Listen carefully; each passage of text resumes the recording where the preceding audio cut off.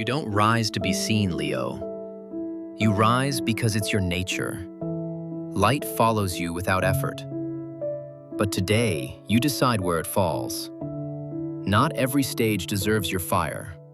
Not every crowd deserves your roar. Strength isn't volume, it's direction.